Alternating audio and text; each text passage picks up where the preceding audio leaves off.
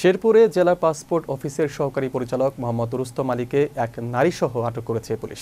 শেরপুর জেলা প্রতিনিধি মাহফুজুর রহমান সাইমন জানান, মঙ্গলবার দিবাগত রাত ২টার দিকে শেরপুর পৌরসভার নবীনগর নয়াপাড়া এলাকায় পাসপোর্ট অফিসের তৃতীয় তলায় তার বাসভবন থেকে তাদের আটক করে পুলিশ হেফাজতে নেওয়া হয়। স্থানীয় বাসিন্দাদের সূত্রে জানা যায়, মঙ্গলবার রাত 10টার দিকে পাসপোর্ট অফিসের তৃতীয় তলায় সহকারী পরিচালকের বাসভবনে এক অপরিচিত নারীকে প্রবেশ করতে দেখেন স্থানীয়রা।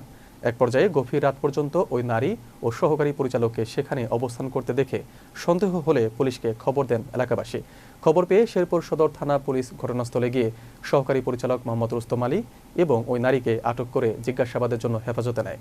শেরপুর সদর থানার ভারপ্রাপ্ত কর্মকর্তা সোহেল রানা বিষয়টি নিশ্চিত করে বলেন, খবর পেয়ে পুলিশ ঘটনাস্থলে যায়। পরে তথ্য যাচাই ও জিজ্ঞাসাবাদের জন্য সহকারী পরিচালক ও ওই নারীকে থানায় নেওয়া হয়েছে।